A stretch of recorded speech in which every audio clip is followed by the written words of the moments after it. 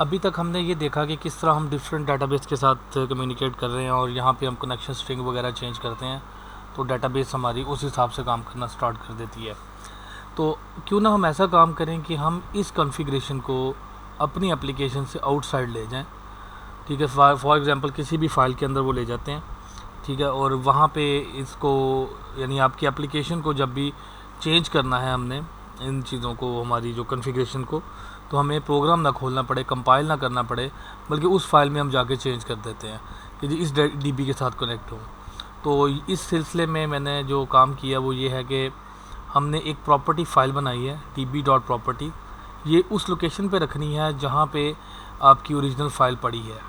ठीक है, अगर पैकेज है तो पैकेज के अंदर उस लोकेशन पे जहाँ ये फ़ाइल पड़ी है। तो यहाँ पे देखिए मैंने डिफरेंट किस्म की कॉन्फ़िगरेशंस रख दी हैं। अगर आप इसके स्टार्ट के ऊपर हैश साइन लगा दे तो इसको रीड नहीं करेगा, स्किप कर देगा। तो फॉर नाउ एसक्यूएल सर्वर की कॉन्फ़िगरेशन यहाँ पे पड़ी है, तो हम इसको रीड करेंगे। तो अगर आपको एक्सेस चाहिए होगी तो जस्ट इस फाइल में चेंज कर देंगे, बाकी आपको किसी जगह पे फ़ाइल को कंपाइल करने की ज़रूरत नहीं है, बल्कि ये इसको रीड कर लेगा। यानी हमने अपनी तमाम कॉन्फ़िगरेशन आउटसाइड आवर प्रोग्राम रख दी हैं। तो यहाँ एग्जांपल चेक करते हैं, JDBC कनेक्शन विद कॉन्फ़िगरेशन। तो देखिए इस केस में मैंने क्या किया है, हमें एक प्रॉपर्टीज़, एक जावा यूटिल के अंदर एक चीज़ होती है जैसे बाकी डाटा स्ट्रक्चर है, ऐसी प्रॉपर्टीज़ है जो की वैल्यू को रीड करता है। ठीक है, इसमें की होती है, वैल्यू होती है, मैप की तरह ये काम करता है। तो ये प्रॉपर्टीज़ को अगर हम इस तरह का स्ट्रक्चर दे दें इक्वल के साथ, तो इसको वो की बना लेगा, इक्वल्स टू के बाद वाली चीज़ को वो वैल्यू बना लेगा। ठीक है, तो ये इस बिटवीन ये 4 कीज़ बनाएगा, URL, driver class, user and password. तो मैं पहले क्या कर रहा हूँ, करंट फाइल से class dot get resource as stream, आप करंट फाइल का नाम दें, डॉट क्लास दें, dot get resource as stream, और इस फाइल का नाम दे दें। तो ये आपकी जहाँ पे करंट फाइल पड़ी होगी वहाँ से इस फाइल को उठा लेगा और उठा के हमें क्या रिटर्न करेगा, इनपुट स्ट्रीम।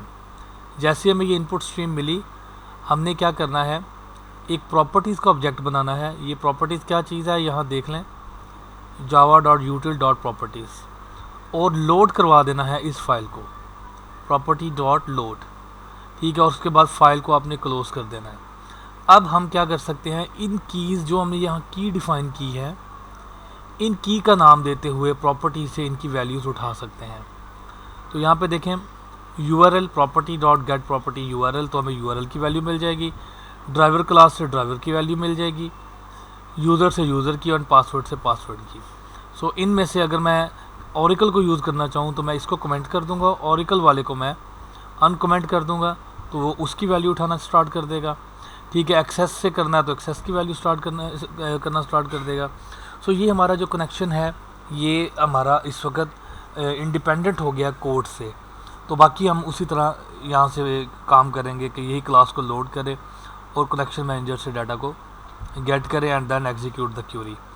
तो ये तरीका है कि अगर हम अपनी कॉन्फ़िगरेशन प्रोग्राम से बाहर ले जाएं तो हमें ये बेनिफिट हो जाएगा इसके अंदर कि हमें बार बार अगर कभी चेंज करनी पड़ती है, हमें कोई भी यूज़र पासवर्ड चेंज करना पड़ता है, तो प्रोग्राम के अंदर जाके चेंज नहीं करेंगे, बल्कि बाहर जा रखेंगे उसको, वहाँ पे जाके इसको चेंज करेंगे। तो इसको अब हम एग्जीक्यूट करके देखते हैं। अगर मेरा इंटरनेट चल रहा हुआ तो ये प्रोग्राम एग्जीक्यूट ज़रूर होगा, आपको कुछ डाटा भी रिटर्न करेगा। येस, इट्स वर्किंग, बल्कि ये लोकल होस्ट पे था इसलिए ये काम कर रहा है।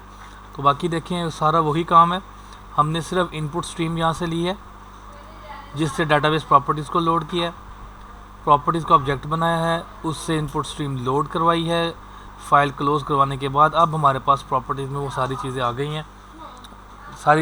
हैं, और हम वहाँ से गेट प्रॉपर्टी करके इसके वो तमाम क्लासेस वहाँ से उठा सकते हैं। तो ये था हमारा database connection with keeping the properties file outside.